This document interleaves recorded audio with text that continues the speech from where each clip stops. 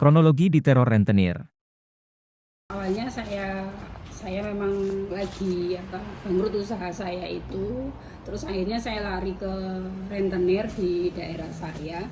Awalnya itu pinjam 3 juta, dengan dibayar itu secara mingguan. 3 juta itu terima 2,7 juta, terus dibayar selama 10 kali, itu satu minggunya itu 3 juta itu 360 kali 10 juta kali 10 minggu gitu. Bayarnya mingguan ya? Mingguan kayak gitu tuh yang pertama itu lunas gitu. Terus akhirnya saya ambil lagi, top up lagi ya. Terus lancar, terus ditawari lagi karena saya memang saat itu memang butuh dana dan nggak bisa pinjam kemana-mana.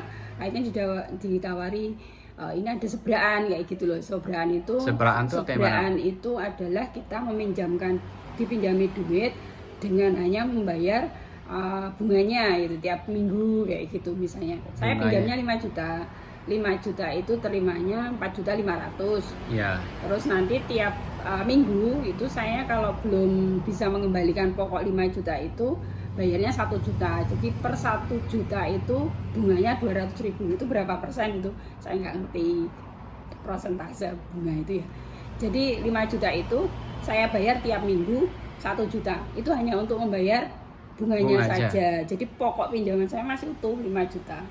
Nah, kok berjalannya waktu tiap minggu saya membayar, ada hari Senin itu bayar ya. Contohnya hari Senin.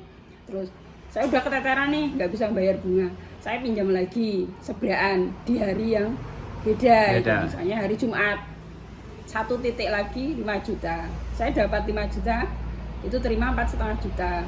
Nanti saya bayar lagi Jumat itu 1 juta untuk kasih bunga dia gitu. Sampai beberapa titik. Jadi total ngumpul pinjaman itu pokok utang saya itu jadi 18 juta.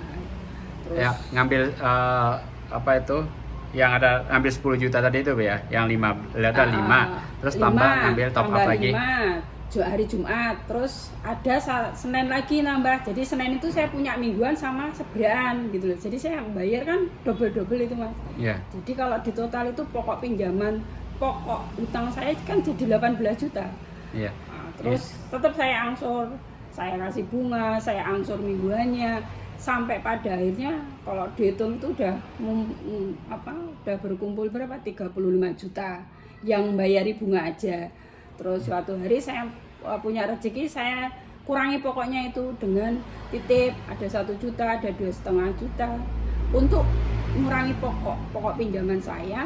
Dan sampai terakhir saya benar-benar nggak bisa bayar angsuran bunga mingguan dan sebraan. Ya akhirnya lah terjadi penekanan, saya nggak bisa bayar sama sekali, sampai saya di WA, diteror, sampai terakhir ya saya pakai pengacara itu, sampai karena saya sudah tidak bisa menghadapi sendiri. Bahkan dia terakhir minta, kalau nggak bisa bayar saya minta jaminan itu. Saya sampaikan saya nggak punya jaminan apa-apa Bu, jaminan rumah ini, saya minta sertifikat. Nah, saya bilang sertifikat saya ada di BPR, itu pun posisinya juga macet. Saya bilang, nah karena saya memang sudah tidak kuat menghadapi, bertemulah saya sama pengacara itu. Meskipun sebelum sama pengacara itu udah berkali-kali saya hadapi sendiri ya, diteror tiap hari. Kalau WA ya kasar-kasar kayak gitu, udah ya kalau sumpah serapah itu udah biasa di HP saya seperti itu Mas. Ya enggak, ya rentenir itu ada lagi sama perempuannya itu satu manajemen lah kayak gitu. Begitu Mas ceritanya. Nah terus itu Bu, total hutangnya gitu yang dari kan 18 juta tadi udah pokok, terus dia nagih berapa gitu? Nagihnya itu saya disuruh bayar karena memang saya macet ya Mas. Terus disuruh bikin pernyataan itu, otomatis saya dikasih waktu itu untuk membayar 1 tahun kemudian kayak gitu.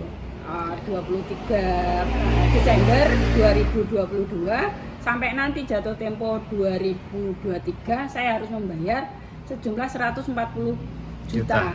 Padahal utang pokok saya tinggal 12 12,5 juta karena saya udah nyicil pokoknya kayak gitu. Oke, 12 juta ya. 12,5 juta pokoknya. Tapi diminta bayar 140 juta. Nah, terus apa namanya itu? Nah, yang dari 18 juta itu Ibu udah bayar berapa gitu? Total kalau di total dari awal ya sekitar 40-an juta Mas gitu. 40 jutaan 40 ya. jutaan gitu. Itu Betul. Ibaratnya bunga aja gitu ya. Itu bunga aja ya, Bunga tapi aja. Yang terhitung untuk mengurangi pokok itu berarti sekitar Cuman 5,5 juta ya. gitu. Oke. Nah, terus tersisalah dari 18 juta itu dikurangi 5,5 jadinya 12,5 juta ya. Nah, kemudian dari itu Ibu belum mampu bayar. Belum mampu bayar. Dan dikasih waktu 1 tahun. 1 tahun. Tapi bunganya naik. Iya. Jadi ditulis ya di sana itu 20%. Iya. Padahal 1.120%, yaitu Iya. jadi 140 juta. Iya. Nah, itu kena Ibu nggak bisa bayar, apa yang mereka lakukan Bu salah satunya? Iya, mereka otomatis tiap hari WA saya, menekan saya, datengin saya. Kadang kalau saya punya mental istilahnya berani untuk menghadapi, saya hadapi. Kalau enggak ya kadang saya tutup pintu, nggak mau keluar. Tapi ada di luar kan udah WA macam-macam kayak gitu Mas. Pokoknya ya wajar ya, namanya orang nagih ya seperti itu. Tapi ya namanya saya dalam posisi ketakutan, ya saya benar-benar takut karena memang benar-benar saya jadi bikin nggak tenang mau keluar rumah, sampai saya tuh nggak berani untuk buka pintu. Orang apa istilahnya, orang berhenti di depan rumah saya aja saya udah ketakutan luar biasa Mas, seperti itu. Jadi saat ini ya memang benar-benar sedang posisi dalam ketakutan kemarin itu. Nah, kalau rumahnya pernah diminta nggak Bu? Rumahnya surat sertifikatnya atau SHM-nya? Itu kan mana kalau ini nggak bisa membayar kan kamu nulis sendiri mau menyerahkan jaminan sertifikat yang lagi di BPR itu. Padahal mana gitu. Rumah Ibu kira-kira nilainya kalau dijual berapa Bu? Kalau dijual itu sekitar 900.000 Mas. 900 juta ya? 900 juta ya. Hampir 1 M malah ya Bu ya, kurang lebih segitu ya. Tapi hutangnya padahal 12,5 juta, tapi ditagih 140 juta dengan jaminan rumah senilai 900 jutaan ya. Luar biasa ya Bu, ini harus di rentenir-rentenir kayak gini itu harus dibasmi Bu, jadi harus kita tindak pidana nih gitu ya. Kalau misalnya kita proseskan hukum, berani ya Bu ya? Berani ya. Oke, siap Bu. Oke, kita lanjut ya Bu ya. Kasus ini ya. Semoga Ibu tetap semangat ya, tetap kuat. Di Allah lancarkan rezekinya ya, berikan kesehatan juga. Oke Bu, Bismillah ya Bu ya. Bismillah.